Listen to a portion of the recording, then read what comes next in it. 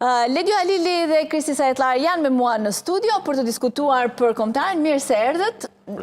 Por ndërkohë kombëtarja duket se do ketë edhe një bluzë të re në ndeshje. Besoj do t'i kemi pak pamjet për të parë se cila do t'jetë fanella e kombëtares, fanella e re. Kristi, pse një fanellë e re? Kjo është për botërorin. Nëse ne kualifikojmë për botëror, do të luajmë me këtë fanellë. Po në ndeshjen me Polonin? Po me këtë fanellë, vetëm këto dëgjon të tilla situata. Ende pa shkuar, domethënë tek vendi, ne bëjmë do të luajmë me fanellën e zezë në Varshavë. Pse na sjell fat e zeza? Them që po, na ka sjellë fat. Me numra të kuq. Besoj. Po, e zeza dhe ndërkohë polakët do jenë me fanellë të kuqe ose të bardha. Okej. Jemi edhe pak të detyruar. Po, padyshim se kemi të njëra ngjyra, kështu që faktikisht zeza është fanella më e bukur për mendimin tim. Ato ngjyrat i kanë të kuqe dhe Polonia. Nuk është se i ka, domethënë, diferencojnë. Edhe transfertën e parë kemi bërë aty jo këtë para 4 vitesh, kur luajtëm me të zezë kemi luajtur me sa mbaj mend. Mirë, tani, fanellën e gjetëm, po kush do ta veshi fanellën? Kemi kandidat sa duash, po. Strakosha është i sigurt. Po them për ju, po them për futbollistët. Strakosha është, po edhe ne mund ta veshim, kujt. Strakosha është lojtari më në formë, në fakt portieri është në Greqi është lojtari më në formë. Futbollisti më në formë kemi portieri. Kemi portieri, kjo është gjë e mirë të paktën. Portieri që nëse ne shkojmë në shtesë dhe vetë penaltive, të paktën mund të bëhet Strakosha ero. Sepse mos harrojmë Esmeralda që të përmendim këtë faktin që mund të shkojmë në kohë shtesë dhe penalti. Nëse shkojmë barazim.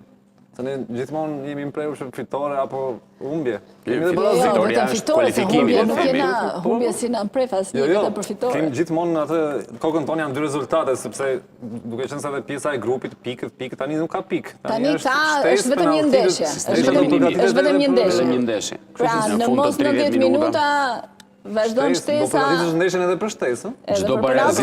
Çdo barazim pastaj edhe pas shtesës do vendoset atë mbrëmje. Do përgatitje më të zgjeruar kjo ndeshje. Mirë, Kristi nisi nga porta, kështu që unë po vazhdoj tek mbrojtja, që të vim më pas tek sulmi.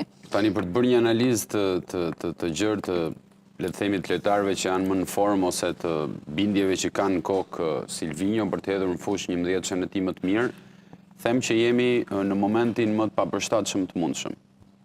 Sepse kemi kapitenin Gjimshitin, po e nis nga ai, i cili nuk po merr më minutazhin e plot, nuk po luan rregullisht tek Atalanta, ka dalë le të themi nga radarët e Paladinos. Në krahun e djathtë kemi një lojtar si Hysa i cili ka muaj, mos të gaboj që nuk e prek fushën e Blert. Në qendër sërish kemi Ismailin i cili e ka humbur atë formën e tij. Ismaili është në stolë, kemi Ajetin titullar. Pikërisht. Tani për të ndalur, le të themi tek lojtarët cilët mendoj unë që mund të jenë pjesë e... Jo, ai në listë do jetë, po kujtojmë që hierarkia e Silvinhos është Ajeti Gjimshiti. Dhe krahu i Majit kam përshtypjen që është tashmë është i blinduar nga Mitaj, që është për mendimin tim futbollisti i vetëm që bie erë te kombëtarja shqiptare e futbollit.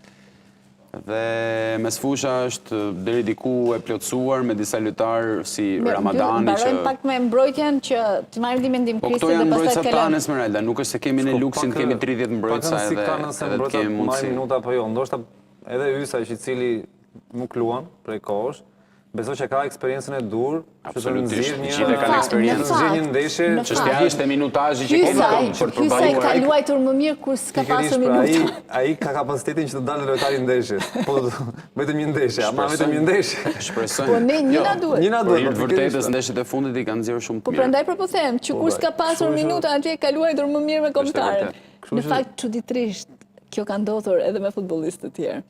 Pra sa më në formë kanë qenë ekipet e tyre, më pak mirë kanë bërë për kombëtarën.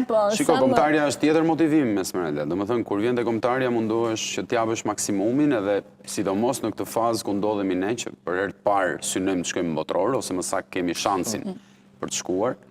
Motivimi është tjetër, nuk llogaritet, por ajo që është më e rëndësishme është minutazhi që ti ke në këmbë. Që këtu bëhet diferenca me atë futbollistin Mati Kesh, që është mbrojtësi i Aston Villas për shembull, ose po marrim një lojtar tjetër, Zielinski, që luan te Interi, është një lojtar i cili e vuajti këtë gjë gjatë kohës kur erdhi te Interi për shkak edhe të mungesës pjesëmarrjes së tij aktive në formacion për 90 minuta.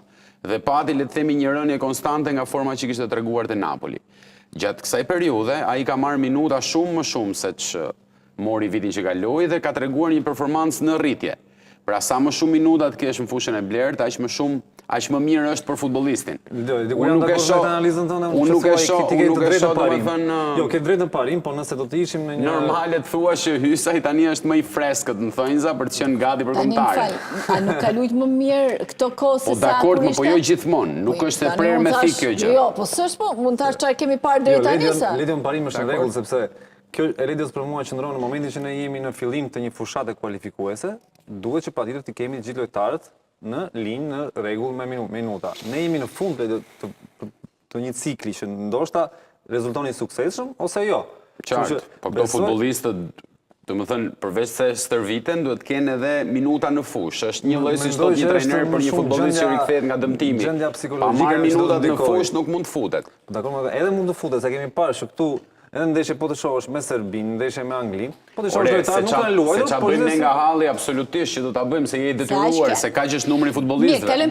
Po them cila është më e mira. Mbrojtja, je dakord me Letin apo kishe në një? Jo, edhe mes fusha nuk është se ka probleme, gjithë lojtarët janë.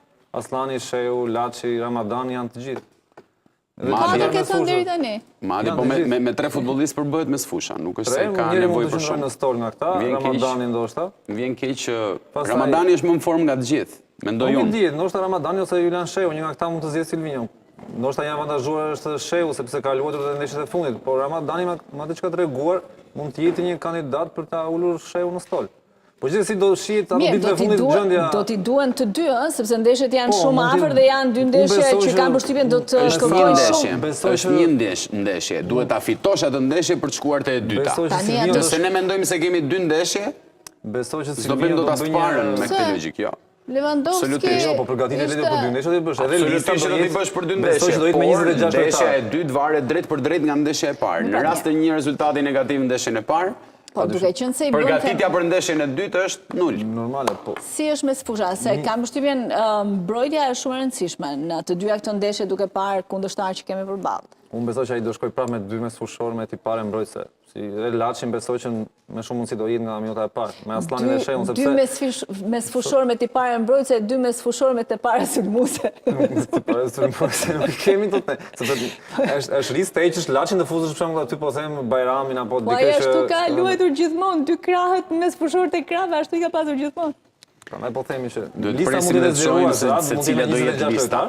Besoj që do jetë me 26 lojtarë, do ketë edhe ndoshta 1 apo 2 emra të tjerë që ndoshta mund të mbeten në tribun, por gjithashtu në funksionet të ndeshjes së dytë gjithmonë nëse arrim ta kalojmë. Ata 2 vijnë gjithmonë nga kampionati shqiptar për motivim. Nuk besoj, Ali është nga kampionati shqiptar dhe portieri Daj Sinani, ka 2 kemi ne që i kemi Laj Thaja sa nuk për momentin këta kontingjent tjetër nga kampionati shqiptar nuk besoj që mund të ketë. Vim ke sulmi se aty duket se kemi edhe problemin më të madh. Tani pati shumë komente se i ka quar fjalë Muçit do ta thrasi, apo thjesht Muçi është njoftuar Esmeralda që do vetë themi pse se merre, vetë themi po e merr. Jo, Muçi është njoftuar nga stafi kombëtar, nga ekipit kombëtar që do vëzhgohet nga afër. Do vëzhgohet. Po do vëzhgohet, do vëzhgohet. Po për shkak të agjendës të ekipit, të stafit të ekipit kombëtar, ai nuk është ka pasur një takim kështu me Terezi me Silvinjon apo dhe me ndihmën Stranjeri. Ata kanë vazhduar, për momentin janë se cilin punët vetë, trajneri është në Porto, nesër bëri në Tiranë për të filluar pasaj dhe atë përpilimin e listës. Dhe besoj që Muçi për mendimin tim do të jetë pjesë e këtyre ndeshjeve. Pra nuk kanë pasur takim. Jo, nuk kanë pasur, po thjesht ai është njoftuar. Se kanë qenë të zënë këta dhe nuk e kanë takuar. Po, agjendën duhet Agjenda e Muçit apo e këtyre tanë? E Silvinjos dhe ka pas agjendë në Stamboll dhe s'ka takuar dot Muçin. Okej. Por gjithashtu është njoftuar që ne stymas me Turqinë, se hajde ka qenë duke parë kombëtarën turke. Ndoshta ka qenë duke punuar për fondin. Një takim ndrysh, po shkoj, edhe lojtarët tjerë ata kanë vëzhguar dhe nuk i kanë takuar. Janë dalur te Gjimshiti për shembull edhe një lojtar tjetër që kanë takuar nga afër. Të tjerët i kanë vëzhguar, i kanë njoftuar që do vinë t'ju vëzhgojmë edhe kaq. Nuk është të bërë. Nuk e di këtë pjesën se ç'a mund të vëzhgosh Muçit. Duani mirë këtë ndeshje se do. Jo, seriozisht e kam në këtë pikë, domethënë nuk e di se çfarë mund t'i vëzhgosh Muçit, kur ndërkohë statistikat edhe performancat e tij tregojnë vetë se në çfarë forme është futbollisti për momentin. Nëse ti arrin, të lutem. Nëse ti arrin që futbollistin më në formë të mundshëm që ke për momentin, sërish duhet ta vëzhgosh për ta thritur, imagjino me të tjerët që kanë dalim të Hysaj apo të dikush tjetër, të cilët nuk kanë luajtur prej muajsh, atyre jo duhet i vëzhgosh, po duhet i rrish nga mbrapa një vit për të kuptuar nëse janë gati për kombëtaren.